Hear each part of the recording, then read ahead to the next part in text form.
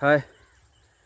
நம்ம ஆடு மாடு வச்சுருங்க விவசாயம் பண்ணுறவங்க இன்னும் கொஞ்ச நாள் இந்த தொழிலை சொல்ல முடியாத அளவுக்கு காம்படிஷன் வரும்னு சொன்னால் அவங்களாம் நம்ப முடியுதா? இன்னும் போய் காத்துக்கிட்டே இருக்கேன். எல்லா தொழிலையுமே இப்போ எந்த அளவுக்கு வேலையை விட்டு எடுத்துக்கிட்டு இருக்காங்கன்றது எதனாலேன்றது உங்களுக்கு புரியும். சரிங்களா? அதை வந்துட்டு அந்த ஒரு காலத்தில் எப்படின்னா தொழில்நுட்பத்தை தேடி தான் மேக்ஸிமம் போயிட்டு இருந்தாங்க.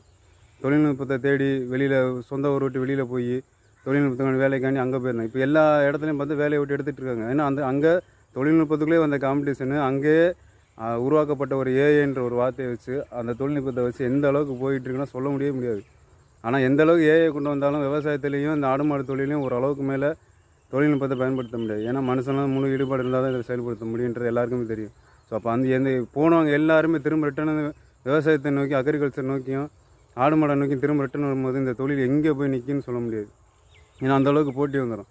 கிடைக்காது பொருள் விவசாயம் பண்ணுறதுக்கும் இப்போ பொருள் இருக்காது. விற்றுட்டு போன இடத்த திரும்ப ரிட்டர்ன் எடுக்க முடியாது. ஆடு மாடு வச்சுருங்க திரும்ப அந்த டைம் பார்த்தா ஆடு மாடு ரேட்லாம் அந்தளவுக்கு போயிட்டுருக்கும்.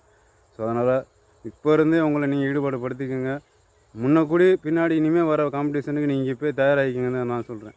சரிங்களா? இது நீ போகிற காலத்தில் எல்லாமே விலைவாசி எல்லாம் ஏறிடும். நீ அக்ரிகல்ச்சர் பற்றி எந்த அளவுக்கு நீங்கள் மீடியாவில் பார்த்துட்ருக்கீங்க, சோசியல் மீடியாவில் நீங்கள் பார்க்குறது தெரியும். ஒரு அவேர்னஸ் எந்த அளவுக்கு க்ரியேட் ஆகிட்டுருக்கு, ஒரு ஆடு மாடை வச்சுருக்கவங்க எந்த அளவுக்கு முன்னோக்கி போயிட்டுருக்காங்கன்றது நீங்கள் கண்ணு கூட பார்த்துட்ருக்கீங்க.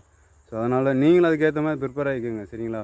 நீங்கள் ஆடு மாடு வச்சுருங்க. ஒரு காலத்தில் ரொம்ப என்ன சொல்கிறது, ஒரு பொருளாதாரத்தில் கீழே இருந்தவங்க நீ போகிற காலத்தில் பாருங்கள் எந்த அளவுக்கு மேலே போகிறாங்கன்ட்டு. அப்போ எந்த தொழிலில் நீங்கள் இன்வெஸ்ட்மெண்ட் பண்ண போகிறீங்கன்றதை நல்லா மைண்ட் செட் பண்ணிக்கோங்க. உங்கள் மைண்ட் செட்டில் தான் இருக்குது. சரிங்களா? ஓகே, பாய்.